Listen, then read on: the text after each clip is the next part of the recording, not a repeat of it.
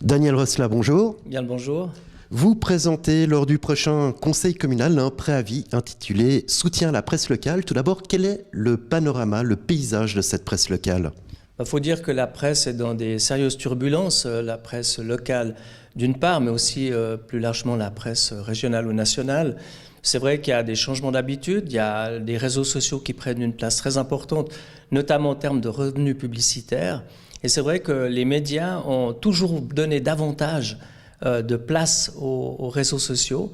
Et paradoxalement, ça a un transfert de recettes publicitaires. Et moins de recettes publicitaires égale forcément des difficultés par rapport au modèle économique de la presse.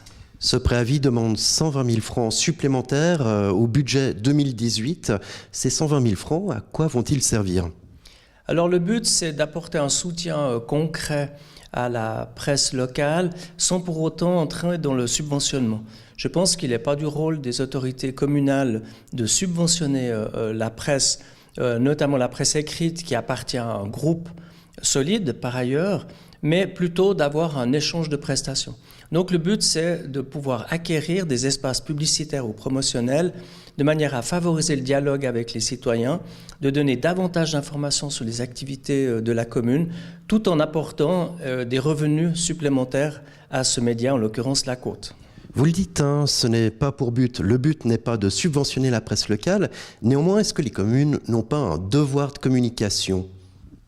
Alors je pense que les communes ont un rôle à jouer. On a la chance dans le district de Nyon d'avoir à la fois un quotidien, la Côte, d'avoir une télévision régionale, NRTV, et je pense qu'il est du devoir des autorités de jouer un rôle par rapport à ces médias sans entrer dans la cuisine rédactionnelle, mais de profiter de ces médias, parce que c'est une chance, pour favoriser la cohésion sociale de notre district, pour communiquer avec nos citoyens, pour mettre en valeur les actions politiques, sociales, sportives, culturelles, qui font que ce district a une âme, ce district a une identité, et ça va favoriser aussi la notoriété à la fois de la ville de Nyon et de notre district. Vous souhaitez aussi développer des synergies entre NRTV et la Côte. Comment ?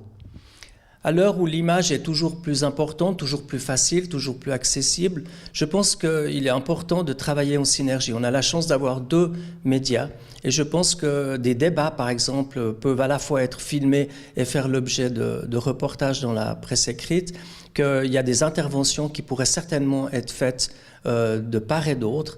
Et puis, tout le monde sait qu'on va vers du numérique. Et en allant plus vers le numérique, c'est clair que les images ont un rôle toujours plus important. Donc, ça me paraît évident qu'il doit y avoir une collaboration entre la télévision locale et le journal local. En tant que syndic, en tant qu'autorité, vous voulez aussi jouer un rôle de prescripteur. L'idée, c'est d'amorcer le débat. Ça va être un débat. C'est sûr qu'au conseil communal, c'est pas gagné. Il y a des gens qui vont s'interroger sur le rôle des autorités, le rôle des médias, donc un grand débat en vue. Et je pense que ça vaut vraiment la peine d'ouvrir ce débat. Et on verra bien ensuite ce qui se passe. Mais Nyon aimerait donner un signal. S'il pouvait être repris par d'autres communes, ça serait évidemment très positif. Daniel Rosla, merci beaucoup de nous avoir accordé cette interview. Merci à vous.